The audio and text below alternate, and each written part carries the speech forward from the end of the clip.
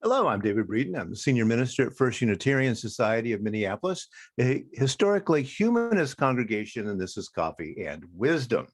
This week, we are considering the idea of a common task. Yesterday, I was talking a little bit about how many people of a religious bent argue that it's impossible to have a common task if we don't have a common religious heritage within a country. Well, that's not going to work out here in the US for various reasons. One, there's a whole lot of religions here. And two, there are a lot of us also who are secular people who don't buy into a particular religious bent. So, is there a common task?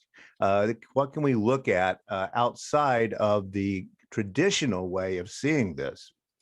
I do want to mention Nikolay Fedorov, 1829 to 1903, a futurist, a Christian mystic, a friend of Leo Tolstoy. He famously wrote a book, What Was Man Created For? The Philosophy of the Common Task. And you'll find him pretty easily if you begin to do a little web search on this idea of a common task.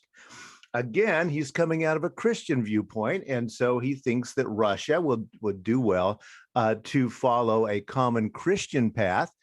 In his case, certainly Eastern Orthodoxy, and his friend Leo Tolstoy, and he eventually fell out because Leo Tolstoy became less conventionally Christian as his life progressed. Eventually, Tolstoy says, in affirming my belief in Christ's teachings, I could not help explaining why I do not believe and consider as mistaken the church's doctrine, which is usually called Christianity. Leo Tolstoy later becomes a pacifist, a Christian pacifist, and much more of a Christian socialist pacifist than was popular during his lifetime. He was reading some Unitarian and Universalist writers from the US to get at these ideas, famously. But back to Fedorov, who says this about the common task. Must man be the exterminator of his own species and the predator of nature, or must he be its regulator, its manager, and the restorer to life of his own kin, victims of his blind, unruly youth, or his past, that is, of history as fact? As a futurist, Fedorov thought that we could be good stewards of the land and take care of ourselves, but we would have to face up to historical wrongs that had been going on within various national states. And that brings me to the current cover of the Atlantic Monthly, Return the National Parks to the Tribes, an article written by David Truer. This is called, by the way, vicarious intergenerational moral responsibility, a Fedorov term translated from Russian, but a vicarious intergenerational moral responsibility. That is what Fedorov was talking about, people needing to take up. And that indeed is what the Atlantic Monthly is talking about this particular month. David Truer has written a book called The Heartbeat of Wounded Knee, Native America, 1890 to the present. And he was recently interviewed on National Public Radio.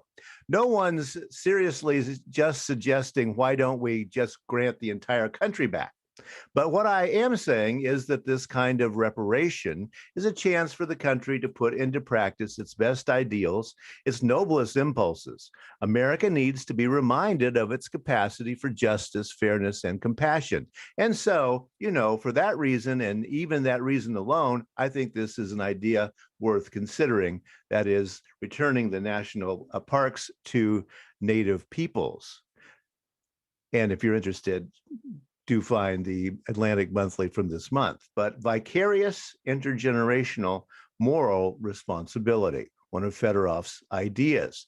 Interestingly enough, this is going on in several quarters at the moment. This is from the Washington Post, an opinion by Gary Abernathy, contributing columnist from April 22nd. Gary Abernathy is a very interesting guy in that he is one of the few people who was writing in major publications in support of President Trump during his presidency.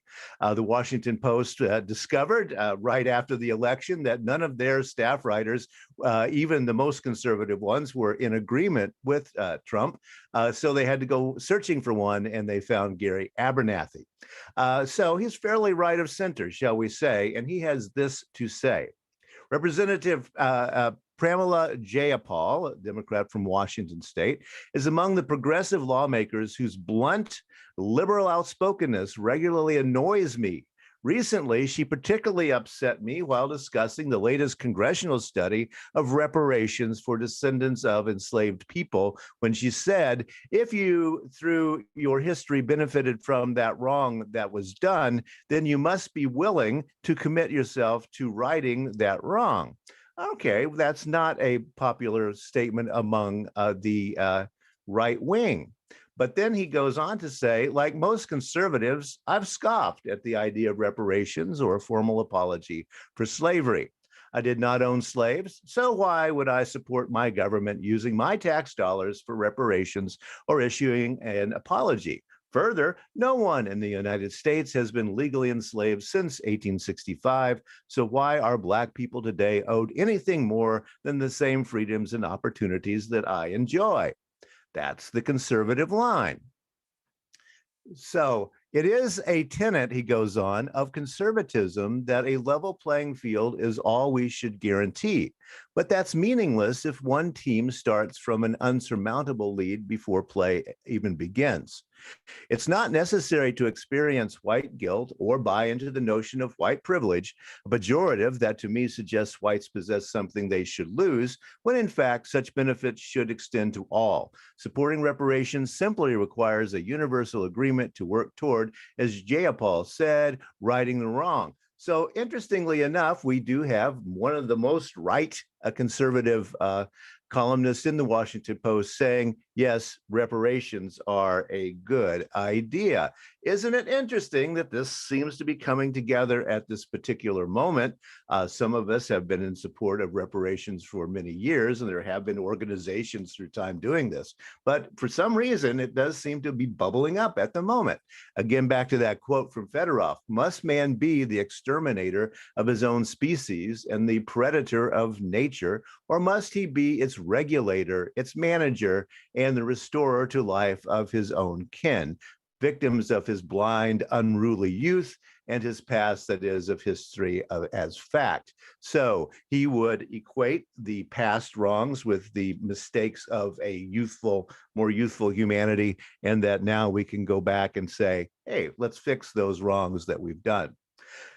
This leads me to another little bit that's been going on. This is from Axios, a website online.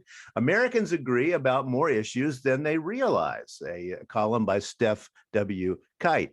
What Americans want versus what they think society wants for the future of the country. This is a very interesting article to look over. If you get a chance, make a note. Americans agree about more issues than they realize, because what they do is they ask people, what do you think most Americans want? And then what do you want? So what's your opinion of what others want? And then what do you want for the future of the nation?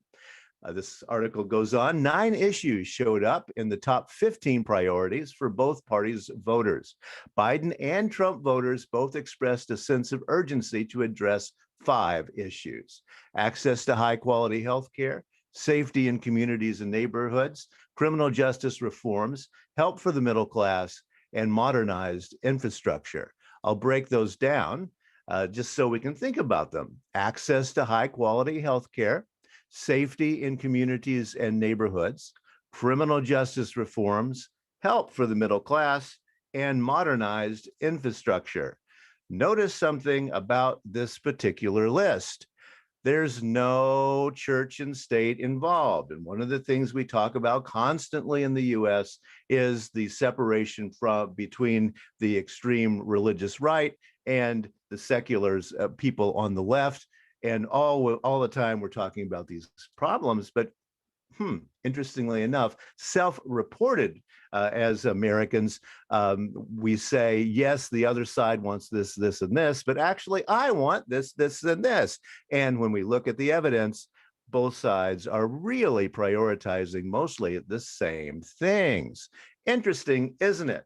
I did mention yesterday Charles Taylor. He is a philosopher from Canada, a Roman Catholic who talks a lot about, from his famous book, The Secular Age. And he says this: there is a widespread sense of loss here, if not always of God, then at least of meaning. But what if the common task has nothing to do with religion? That's me talking. And I think maybe Charles Taylor and some of our religious friends may have overblown the idea of how much we need a religion or a God to have a common purpose. It seems that way since we seem to have secular problems. There are a couple of books that have come out fairly recently looking at these particular issues and thinking through, well, when was America on a more common path? This one is called Inventing the American Way by Wendy L. Wall. And the blurb from the book says this book also suggests that the roots of that consensus political culture lie not in the post-war years, that would be after World War II, but in the turbulent decade that preceded U.S. entry into World War II. The social and economic chaos of the Depression years alarmed a diverse array of groups, as did the rise of two alien, quote unquote, ideologies, fascism and communism. In this context, Americans of divergent backgrounds and agendas seized on the notion of a unifying American way and sought to convince their fellow citizens of its merits. Some of us, of course, are old enough to actually remember this particular consensus that did develop after the Second World War. Wendy L. Wall going back and thinking a little bit about how the politics of consensus developed during the New Deal era of the 1930s and then came apart during the Civil Rights Movement. I will talk a little bit more about that tomorrow, but on to another book that I have mentioned recently. It just came out, called The Upswing: How America Came Together a Century Ago and How We Can Do It Again, by Robert D. Putnam and an accomplice in historian Shaylin Romney Garrett.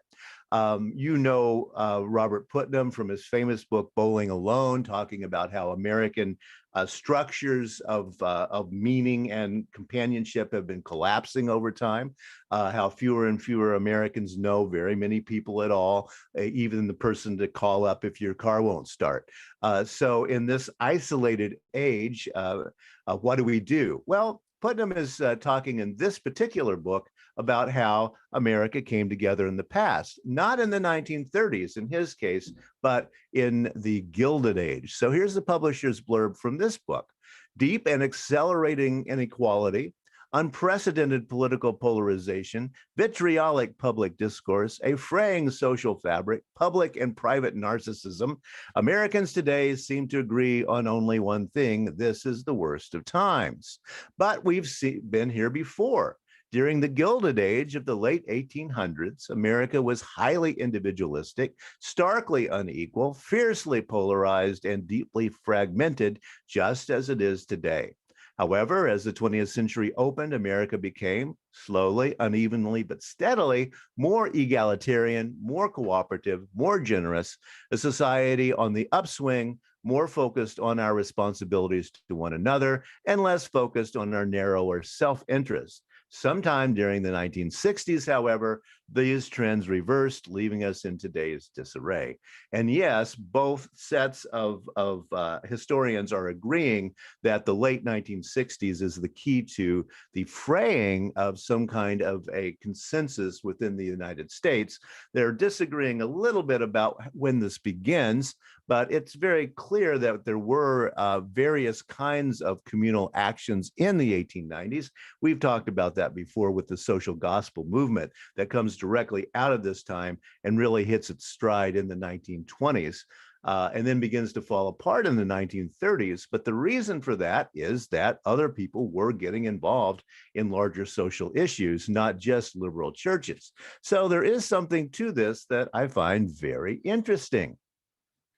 I'm going to talk tomorrow again about this writer, Alec Ryrie, is professor of history of Christianity at Durham University and a professor of divinity at Gresham College in London. His book, Unbelievers: An Emotional History of Doubt, that I've talked about before. Ryrie is a professional in the field of Protestantism from its rise in its early days until where it's going in the future. His next book is going to be about Christian Protestant missions and how that movement started. He says this toward the end of his book, Unbelievers. The religions that will prosper in this environment, that's today, secularism, will be those that work with the grain of humanist ethics, secularity, while finding ways to offer something that humanism cannot. And there is what he sees as the opening for how Protestantism can survive in Europe. He is an Anglican, and also here in the United States as well. So maybe he's right, and maybe the common purpose does have something to do with secularity. We'll have to explore that a little bit more tomorrow. And this Sunday, 10:30 a.m. Central Time, I'll be talking about burying the lead, the power of May Day, various stories from May Day, including International Workers' Day, and what those kind of add up to as we look toward the future of our post-pandemic world. Thanks a lot, and I'll see you tomorrow.